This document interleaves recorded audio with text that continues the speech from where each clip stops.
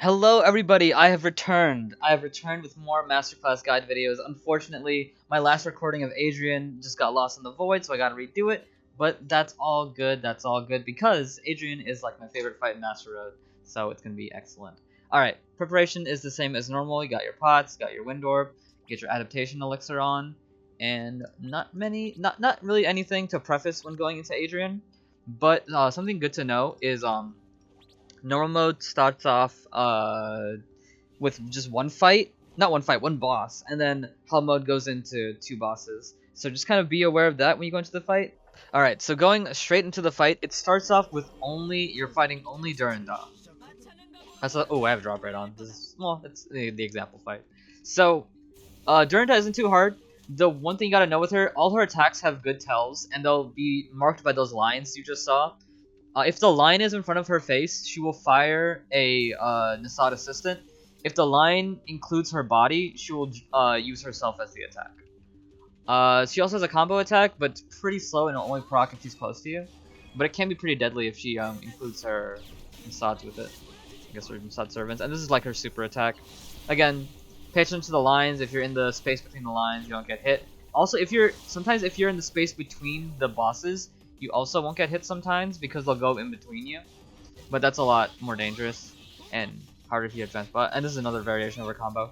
That's the most dangerous attack in this entire fight is if you get triple line, because if only two of them hit you in the triple line, that's pretty much dead unless you have a lot of adaptation.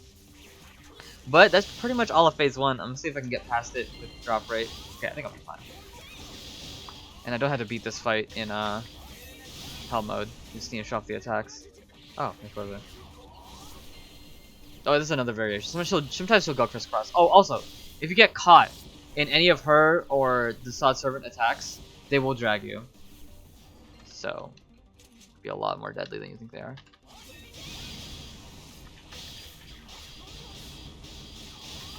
So let's go to phase 2 here. Oh, also yeah, there's a ceiling on top of the stage, and that really plays a part in their ultimate attacks. All right, so now Herbion's into the fray. Duranda stays the same. She has all the similar attacks. Herbion has his own type of line attack. They're missiles. He also has his gravity pull, which is annoying. But yeah, there you go. You see his lasers and the missiles. I meant lasers. He has his lasers, but similar to Duranda, you just watch the lines. The cool thing about this fight, if you hit both, you do double damage because you are hitting both of them, and they do share health bar, so it's very nice. But you want to keep them close to each other up until about a minute or so, because that's when Duranda will start her super attack. I mean, ultimate attack. Calling it super attack. Herbion also has a squishing attack where he lifts up his armor and then throws it down, and that'll squish you. There you go. He's about to do it. There you go. Mostly a time wasting thing. Herbion can also teleport, so be aware of that when especially when super attack comes in. But that's most of their normal attack. And there's triple line. Be careful. That already killed me. Alright, this is their super attack. So, you want to bait Duranda. Duranda will come to one player, and then you want to bait her away from Herbion. Because if Herbion and her combine, they do this attack, which is a one-shot no matter what, unless you have a res title, obviously. So, and then after this point, Duranda will be knocked down. Just like a normal knockdown state, she'll take more damage and things like that. And you can use, obviously, wind orbs. That's what makes this fight, in my opinion, so good, is that since Duranda does her attack so early, you can do this fight super, super fast. Now, I'm just going to wait for Herbion's super attack, ultimate attack, because his is different. And we'll show that off, and then we'll talk about the next thing about the fight. So yeah, this is what I like to do. I like to focus on Herbion. I like to focus on Herbion, do most damage to him. If Duranda gets in the way and is taking more damage, that's nice. But again, be cognizant of Duranda's attack because you don't want them starting close together. Like usually this will happen when Duranda will come close. Herbion's already here, and this is Herbion's super attack. It's similar to Rosso Raid, the second to last fight in Rosso Raid. You just kind of go away from the lines. If you're Nova, here's a good tip. Or if you're anybody that can just stay in the air. I know there's a ceiling here, so you can't go all the way up. But you can dodge all the horizontal ones by just kind of shooting up here. Or just staying in the air. If anything, you stay in the air. Pretty easy to dodge that. But be careful. These things don't hurt as much as Duranda, like the lasers. But they will stack up if you're just not careful. And that's pretty much the fight. That's honestly pretty much the fight. Let me think if there's anything else I need to talk about. Or we just leave the fight. I think we're pretty much good, and I died anyway, so that's fine. But yeah, that is the fight. That is the fight. One of my favorite fights. It seems like a lot's going on, but it's really like controlled and like it's not too overwhelming like Denif. There's a lot going on, but it's not too overwhelming like Denif. That's how I would describe it. All right, so let's talk about this in a grinding sense. Is it worth grinding? Let's look. So they have the Nasod controller, the artifact armor, artifact necklace, and Nasod protector as a 4 skill. So those are their drops. Unfortunately, Nasod protector isn't the best. What it does is it creates a field, and inside that field, if the enemy is inside it, they will take more masterclass damage. Pretty lame because you had to set it up first, and the hitbox isn't too big, but at least it increases everybody's masterclass damage. So if you're one person and then you're using the Nasod protector on a boss, that boss will take more masterclass damage. But in general, masterclass skills are just kind of not good, so it's not the best masterclass skill. The accessory is actually very nice, something I'm wearing as well, and something a lot of people will wear. It is the magical version of Rosso's necklace, so that's very good to get. Unfortunately, though, the next thing, unfortunately, they do have artifact armor and the artifact necklace, and as we've talked about before, artifact armor and artifact necklace are the worst artifacts, specifically necklace because it just gives masterclass damage, and then armor is nice to have because it gives you damage reduction and HP. Damage reduction is really nice to have, but that's only like 50 mil, which is, you know, decent ED, but it is the cheapest artifact accessory. So, but oh, hello Sylvie. One good thing about this fight in terms of grinding is, like I said before, very grindable for marks of acknowledgement. These are the things you use to make accessories. If you can't get them to drop, if you get 1,000, then you can make an accessory.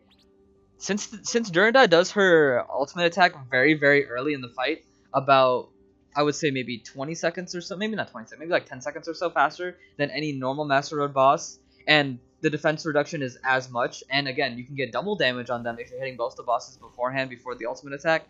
You can do this fight really fast. Actually, some of my fastest solo runs have been in Adrian because Duranda does her ultimate attack very early.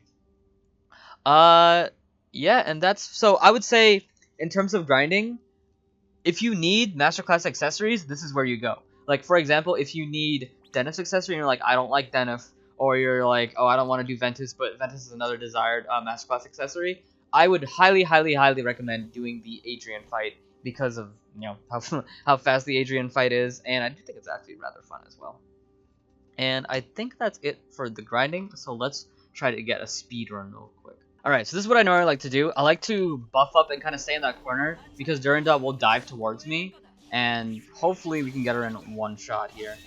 You can throw the wind orb early as well. And this should kill because gave a promise to hit the bottom. Nice, okay. Now I'm going to focus on Herbion, just doing damage to him. If Duranda gets in the way, that's nice because just, you know, double damage will happen. But I'm not trying to make it a priority, I just kind of focus on him because he has the biggest hitbox.